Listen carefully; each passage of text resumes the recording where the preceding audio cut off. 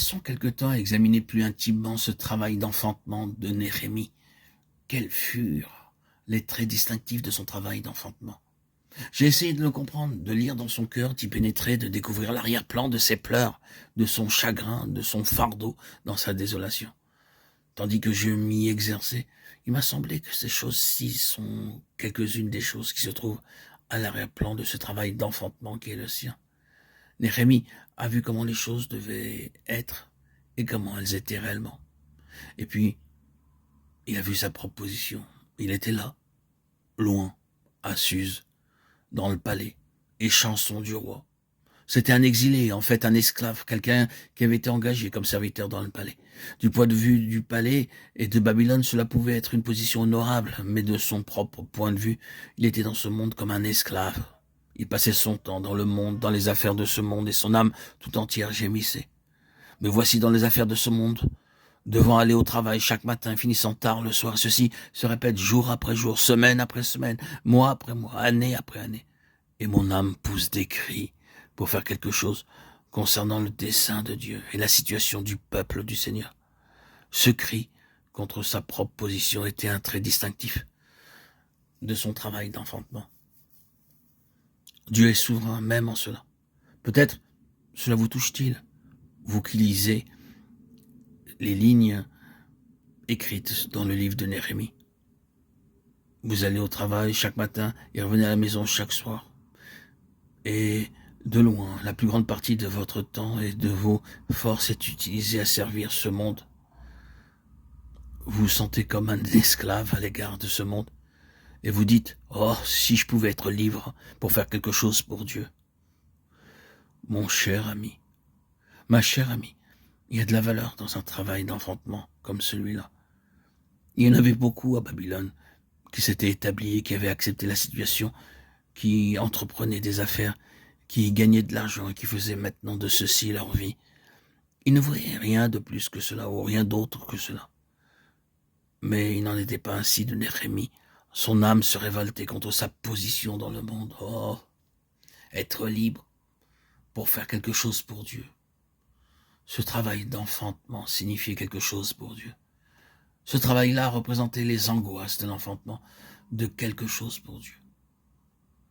Si vous ne connaissez pas quelque chose de cela, la besogne pénible de la vie de famille, il se pourrait que vous appeliez cela le cycle trivial, la tâche banale, aller au travail le matin et retourner chez soi le soir.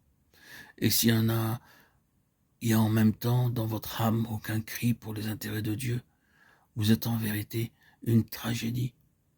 Mais il se peut qu'il y ait en toutes circonstances en elle et par elle une aspiration à être à même de faire davantage pour le Seigneur. Permettez-moi de vous dire que c'est là le genre de travail d'enfantement qui sera fructueux. Ce sera fructueux d'une façon ou d'une autre. Cela se fera jour, tôt ou tard. Cela se fera jour d'une façon ou d'une autre. Quelque chose sortira de cela. Je ne suis pas en train de dire que le jour viendra où vous serez dégagé de votre occupation temporelle et libéré pour ce que vous appelez un service à plein temps.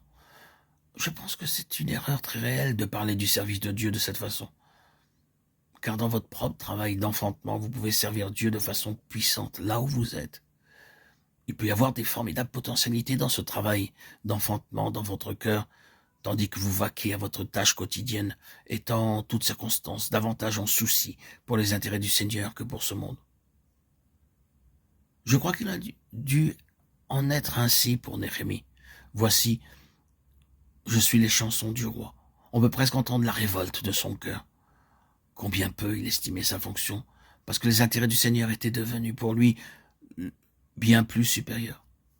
Cet homme, ce chef, ce roi était un grand homme. L'homme le plus éminent dans le monde de cette époque. Ce n'était point une petite chose d'être son chanson et de se trouver dans le palais de Suse, l'endroit même où Esther et Mardochée se trouvaient. Du livre d'Esther, on sait tout ce qui les concernait et tout cela a été représenté là.